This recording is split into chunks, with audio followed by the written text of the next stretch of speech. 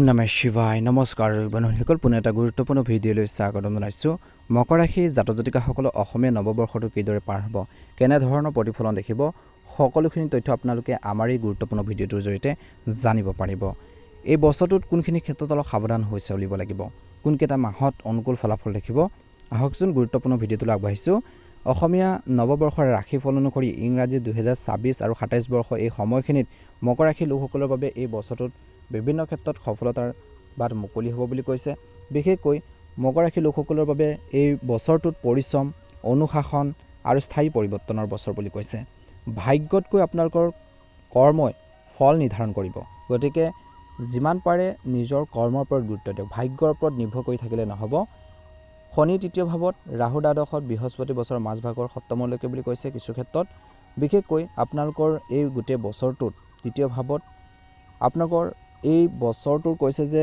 প্ৰথম 3টা মাহত আপোনালোকৰ কৈছে যে সাহস পৰাক্ৰম যোগাযোগ আপোনালোকৰ দক্ষতা বাঢ়িব নিজৰ কামখিনিত বিশেষকৈ মকৰ ৰাশি জাতক জাতিকাসকলে আগবাঢ়িব পাৰিব যিটো কাম কৰিছে সেই কামতে তেওঁলোকে সফল হ'ব পাৰিব সাকসেছ হ'ব পাৰিব মনত ৰাখিব আৰু মানসিক চাপবোৰ অলপ কমিব বুলি কৈছে ব্যৱসায় দৃষ্টিকোণৰ পৰা এই অসমীয়া নৱবৰ্ষটো বা ইংৰাজী 26-27 বৰ্ষ এই সময়খিনিত আপোনালোকৰ কামত বহুত বেছি কষ্ট হ'ব বুলি কৈছে কামবোৰত প্ৰেছাৰ আহিব জোৰ পৰিব বুলি কৈছে বিশেষকৈ প্ৰতিযোগিতা থাকিব ডেডলাইন থাকিব কিন্তু আপোনালোকে অৰ্থাৎ মকৰ ৰাশি যিসকল জাতক জাতিকা আছে প্লেনিং আৰু কাগজ পত্ৰৰ ঠিক কৰি ৰাখিলে বিশেষকৈ আপোনালোকে ভাল এটা প্ৰতিফলন দেখিব বুলি কৈছে আপোনালোকৰ যিখিনি আপোনালোকৰ যি স্থিতি যি ধৰণৰ পজিশ্যন সেইখিনি আপোনালোকৰ সুৰক্ষিত হ'ব কিন্তু মনত ৰাখিব লাগিব মকৰ ৰাশি জাতক জাতিকাসকলে এই বছৰটোত কিন্তু যিকোনো কাম কৰোঁতে শ্বৰ্টকাট ল'ব নালাগে খৰখেদাকৈ যিকোনো কাম কৰিব নালাগে এই বছৰটোত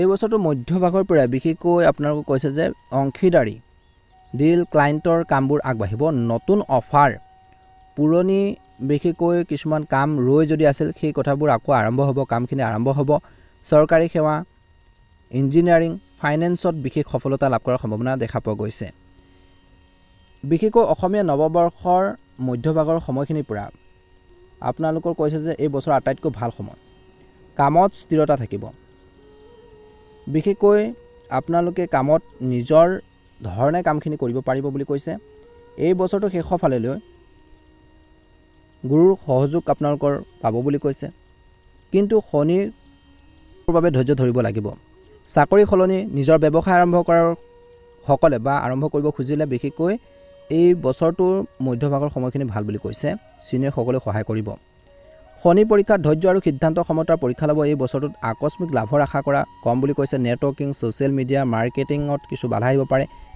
ঋণ বিশেষকৈ পৰিশোধ কৰাৰ শ্ৰেষ্ঠ সময় বুলি কৈছে এই বছৰটো ব্যৱসায় সম্পৰ্ক আৰু নতুন ব্যৱসায় আৰম্ভ কৰাৰ বাবে অতি শুভ বুলি কৈছে জীৱনসংগীৰ পৰা আৰ্থিক সহায় কিছুলোকে লাভ কৰিব দৰমহা বৃদ্ধি পদোন্নতি নৰ কিছুলোকে লাভ কৰাৰ সম্ভাৱনা আছে সাৱধান হ'ব লাগিব অংশীদাৰী সম্পৰ্কীয় ব্যৱসায়ত প্ৰতাৰণাৰ যুগ গতিকে সাৱধান হ'ব লাগিব প্ৰেমৰ স্থিৰতা আহিব কিন্তু সন্দেহ এৰাই চলিব লাগিব এই বছৰটোত বুজাবুজিৰে সম্পৰ্ক মজবুত হ'ব গতিকে প্ৰেম জীৱনত স্থিৰতা আপোনালোকৰ আহিব কিন্তু সন্দেহ ভাৱবোৰ এৰাই চলিব লাগিব নহ'লে সমস্যা হ'ব পাৰে বা বিশেষকৈ বিয়াৰ যুগো আপোনালোকৰ এই বছৰটো বছৰ বুলি কৈছে বিশেষকৈ পাৰিবাৰিক দৃষ্টিকোণৰ পৰা ঘৰুৱা বাজেট বা নৱীকৰণক লৈ তৰ্ক হ'ব পাৰে বছৰৰ দ্বিতীয়াৰ্ধত বিশেষকৈ ঘৰৰ পৰিৱেশটো পাতল হ'ব শান্তি ঘূৰি আহিব সন্তানৰ ক্ষেত্ৰত সন্তানৰ পৰা মৰম পাব প্ৰেম জীৱনত আপোনালোকক কৈছে যে সংগীক কোৱা কথাত সাৱধান হ'ব লাগিব কঠোৰ বাণীয়ে আঘাত দিব পাৰে স্বাস্থ্যৰ দৃষ্টিকোণৰ পৰা বিশেষকৈ এই বছৰটোৰ প্ৰথম 2টা মাহত চৰ্দি কাহ শ্বাস প্ৰশ্বাসজনিত পেটৰ সমস্যা বাঢ়িব পাৰে এই বছৰৰ শেষৰ ফালেলৈ বিশেষকৈ কামৰ বোজাত বিশেষকৈ মানসিক চাপৰ বাবে অতি চিন্তা নিয়মীয়া টোপনি খোজ কঢ়াৰ ক্ষেত্ৰত গুৰুত্ব দিব লাগিব স্বাস্থ্যৰ উন্নতি হ'ব এই বছৰটো মধ্যভাগৰ সময়খিনিত পেটৰ ৰোগ গেছ জণ্ডিছৰ কিছু লোকৰ সমস্যা আছে কিন্তু মাংসপেশী বিষ হ'ব পাৰে সাৱধান হ'ব প্ৰতিযোগী উচ্চ শিক্ষাত সফলতাৰ সম্ভৱ কিন্তু ফ'কাছ ৰাখিব লাগিব ষ্টাডিৰ ক্ষেত্ৰত ৰিজাল্টৰ বাবে ভাল এটা পৰিৱেশ গঢ়ি তুলিব লাগিব বুলি কৈছে ছাত্ৰ ছাত্ৰীসকলে নিজৰ প্ৰিয় বিষয়ত ভাল কৰিব বুলি কৈছে স্কুলীয়া ছাত্ৰ ছাত্ৰীসকলে একাগ্ৰতা কমিব পাৰে এই বছৰটোত গতিকে ষ্টাডিৰ ক্ষেত্ৰত ভালদৰে গুৰুত্ব দিব লাগিব কিছুমান ক্ষেত্ৰত ভালদৰে গুৰুত্ব দিব লাগিব কেইটামান দিশৰ প্ৰতি খৰখেদাকৈ যিকোনো কামৰ ফলৰ আশা নকৰিব এই বছৰত আগতে দক্ষতা আৰু অভিজ্ঞতা বঢ়াক বুলি কৈছে কিবা এটা বস্তু নাজানে সেই বস্তুটো শিকিবৰ বাবে চেষ্টা কৰক অভিজ্ঞতা ল'বৰ বাবে চেষ্টা কৰক বছৰৰ মাজভাগৰ পিছত অংশীদাৰীক বিশেষকৈ বিশ্বাস কৰক। যিমান পাৰে এইকেইটা কথাৰ প্ৰতি গুৰুত্ব দিয়ক। কথাত স্পষ্ট ৰাখক। এই বছৰটোত ডাঙৰ সিদ্ধান্ত ভাবি চিন্তি ল'ব। মূল মন্ত্ৰ হৈছে এই বছৰটোত ধীৰে ধীৰে জয়, লাহে লাহে কিন্তু স্থিৰভাৱে আগবাঢ়ক বুলি কৈছে। উপায় হৈছে এই বছৰটোত শনিবাৰে শনি মন্দিৰত সৰিয়হৰ তেলৰ আপোনালোকে এগছি চাকি বন্তি জ্বলাওক। এই বছৰটোত হনুমান চালিচা পাঠ কৰক যিমান পাৰে। আৰু কলা তিল, কম্বল বিশেষকৈ দান কৰক। খৰখেদা আৰু অহংকাৰ এৰক বুলি কৈছে।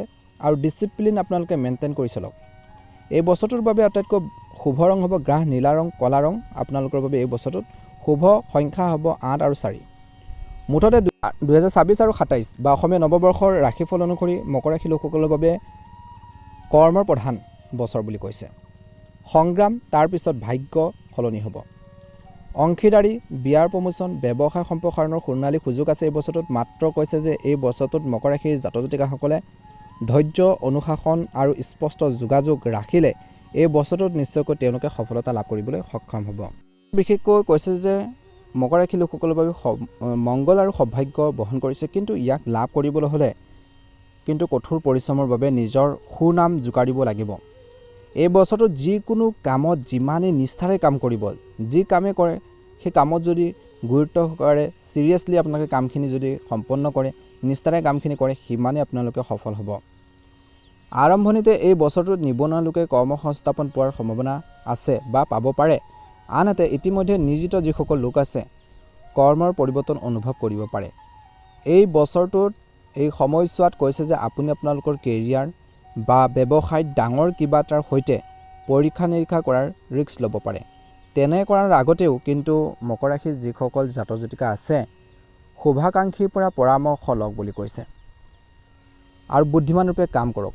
ইয়াৰ উপৰিও অহংকাৰৰ পৰা আঁতৰি থাকক। নিজৰ কথা বতৰা আৰু আচৰণত বিশেষকৈ মকৰ ৰাশিৰ জাতক জাতিকাসকলে নম্ৰতা বজাই ৰাখক বুলি কৈছে। নম্ৰ হ'ব লাগিব, ধৈৰ্য লাগিব। আপোনালোকৰ কথাৰ প্ৰতিটো ৱৰ্ডত, প্ৰতিটো বাক্যত যাতে এটা বিশেষকৈ মূল্য থাকে, ভেলু থাকে, সেইখিনি ক্ষেত্ৰত গুৰুত্ব দিব। এই বছৰটো মাজভাগৰ পৰা কৰ্মৰ ক্ষেত্ৰত বিশেষ কামৰ বাবে কিছু লোকে সন্মানিত হ'ব পাৰে বুলি কৈছে। আপোনালোকৰ ছিনিয়ৰ আৰু জুনিয়ৰ সকলোৰে পৰা আপোনালোকৰ কামৰ যি প্ৰশংসা, যি ক্ৰেডিট বিশেষকৈ আপোনালোকে লাভ কৰিব, প্ৰশংসাৰে ভৰি পৰিব বুলি কৈছে। লেখা, গৱেষণা আৰু অন্যান্যৰ ক্ষেত্ৰত জড়িত যিসকল মকৰ ৰাশি লোক আছে বিশেষকৈ অসমীয়া এই নৱবৰ্ষটোৰ শেষৰ ফালে যথেষ্ট সুবিধা লাভ কৰাৰ সম্ভাৱনাও আছে। এই বছৰটোত ৰাজনীতি আৰু সমাজ সেৱাৰ লগত জড়িতসকলৰ বাবে শুভ হ'ব। তেওঁলোকে উচ্চ পদবী লাভ কৰিব পাৰে। এই বছৰটোৰ শেষৰ ফালে কোনো প্ৰকল্পত আবদ্ধ হৈ থকা ধন অভাৱনীয়ভাৱে উদ্ধাৰ হ'ব পাৰে, লাভ কৰিব পাৰে। অৱশ্যে এই বছৰটোত আপোনালোকৰ স্বাস্থ্যৰ বাবে অলপ প্ৰতিকূলো হ'ব পাৰে। এই সময়ছোৱাত আপুনি আপোনালোকৰ জীৱনশৈলী আৰু খাদ্যাভ্যাসৰ প্ৰতি বিশেষ যত্ন ল'ব লাগিব। খোৱা বোৱাৰ ক্ষেত্ৰত সচেতন হ'ব লাগিব, স্বাস্থ্যৰ যত্ন ল'ব লাগিব বুলি কৈছে। এই সময়ছোৱাত আপুনি নিজৰ জীৱনশৈলী, খাদ্যাভ্যাসৰ প্ৰতি বিশেষ যত্ন বা গুৰুত্ব দিব লাগিব। সম্পৰ্কৰ দৃষ্টিকোণৰ পৰা এই বছৰটোত বিশেষকৈ মকৰ ৰাশি লোকসকলৰ বাবে উৎকৃষ্ট হ'ব। যদিহে আপোনালোকৰ প্ৰেমৰ সংগীৰ লগত কোনো ধৰণৰ কথা বতৰাক লৈ মতানৈক্য হৈ থাকে এই বছৰটোত, তেন্তে ঘনিষ্ঠ কোনো বন্ধুৰ সহায়ত ইয়াৰ সমাধানো হ'ব পাৰে বা আপোনালোকে নিজেও চেষ্টা কৰিব লাগে বুলি কৈছে। সন্দেহ ভাৱৰ থাকিলে মনত বিশৃংখল এটা পৰিৱেশ সৃষ্টি হ'ব পাৰে, আপোনালোকৰ মাজত কিছু সমস্যাৰ হ'ব পাৰে। বৈবাহিক জীৱনত আপোনালোকৰ সংগীৰ নিস্বাৰ্থ বিশেষকৈ প্ৰেমৰ বৰষুণ হ'ব। আপোনালোকৰ মনৰ ভাৱবোৰ তেওঁলোকে বুজি পাব। আপোনালোকৰ যি সম্পৰ্ক গভীৰ হ'ব। যদি আপুনি এতিয়াও অবিবাহিত, যিসকল অবিবাহিত লোক আছে তেওঁলোকে বিশেষকৈ আপোনাৰ ভাল লগা কোনোবা এজনৰ লগত বন্ধুত্ব গঢ়ি তুলিব পাৰে। তাৰ পৰাই বিশেষকৈ আপোনালোকৰ প্ৰেম জীৱন আৰম্ভ হ'ব পাৰে। আপোনালোকৰ পৰিয়ালত যিমান পাৰে এই বছৰটোত ঐক্য আৰু সম্প্ৰীতি বিৰাজ কৰাৰ বাবে চেষ্টা কৰিব লাগিব, সম্প্ৰীতি আনিব লাগিব। ঐক্য বজাই ৰাখক। পৰিয়ালৰ মানুহখিনি যেতিয়া একগোট হৈ থাকিব আনে সুবিধা ল'ব নোৱাৰিব। সম্প্ৰীতি বজাই ৰাখিব লাগিব। বিশেষকৈ পাৰিলে এই বছৰটোত এটা কাম সদায় কৰিব।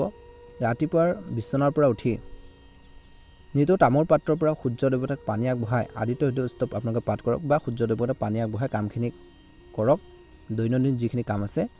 আৰু নিজৰ ওপৰত বিশ্বাস ৰাখিব। যিকোনো কামত খৰখেদা নকৰিব, নিশ্চয়কৈ ভাল প্ৰতিফলন দেখিব। অসমীয়া নৱবৰ্ষটো মকৰ ৰাশি জাতক জাতিকাসকলৰ ভালদৰে পাৰ হওক, মনৰ ইচ্ছাবোৰ পূৰণ হওক, তাৰে কামনা কৰিছোঁ। যদিহে আপোনালোকে নতুনকৈ চাইছে আমাৰ চেনেলটো ছাবস্ক্ৰাইব কৰি দিব, লাইক এটা কৰি আমাৰ মনোবল বঢ়োৱাত সহায় কৰিব। আপোনালোকৰ সুস্বাস্থ্য কামনা কৰিছোঁ। ধন্যবাদ।